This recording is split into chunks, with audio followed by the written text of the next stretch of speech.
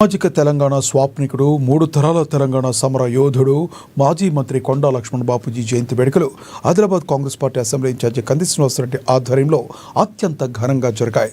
కాంగ్రెస్ శ్రేణులు పద్మశాలి సంఘ నాయకులతో కలిసి ఆదిలాబాద్ పట్టణంలోని కొండా లక్ష్మణ్ బాపూజీ విగ్రహానికి పూలమాలలు వేసి ఘన నివాళులు అర్పించారు. ప్రత్యేక తెలంగాణ రాష్ట్రం కోసం తన మంత్రి పదవిని త్యజించిన గొప్ప త్యాగశీలి కొండా లక్ష్మణ్ బాపూజీ అని కొనియాడారు. తెలంగాణ రాష్ట్రానికి వన్నె తెచ్చిన మహానాయకుడిని, అంత గొప్ప మహానేత మన జిల్లాలో జన్మించడం మన అదృష్టమన్నారు. ఆయన ఆశయాలు ఆకాంక్షలను సాధించేంత వరకు అంతా కలిసి అలుపెరగకుండా శ్రమించాలన్నారు. పద్మశాలి కులస్తులు అన్ని రంగాల్లో రాణించాలని కంది శ్రీనివాసరెడ్డి ఆకాంక్షించారు.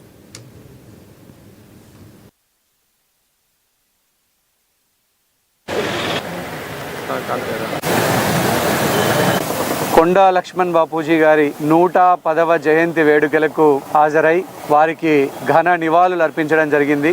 ఆనాడు తొలి దశ తెలంగాణ పోరాటంలో, మలి దశ తెలంగాణ పోరాటంలో 2 సార్లు తెలంగాణ రాష్ట్ర సాధన పోరాటానికి దిక్సూచిగా నిలిచినటువంటి కొండా లక్ష్మణ్ బాపూజీ గారు తన జన్మను సార్థకం చేసుకున్నారు.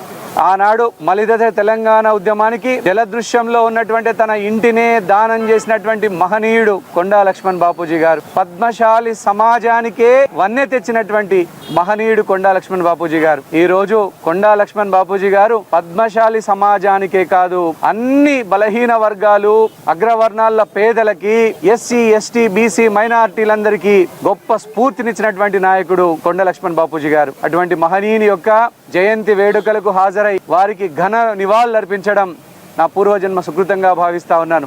ఆయన కొండా లక్ష్మణ్ బాపూజీ గారి ఆశయాలను సాధించడం ఒక్కటే ఈరోజు మనం బడుగు బలహీన వర్గాలకు చేసేటువంటి ఏకైక మేలు. చదువులో, సామాజిక, ఆర్థిక, రాజకీయ పరంగా, విద్యా వైద్య ఉపాధి పరంగా పద్మశాలి బిడ్డలు, అలాగే మిగతా బలహీన వర్గాల బిడ్డలు అందరూ కూడా సమోన్నతంగా ఎదిగి అన్ని రంగాలలో ఘన విజయాలు సాధించాలని మనస్ఫూర్తిగా కోరుకుంటున్నాం.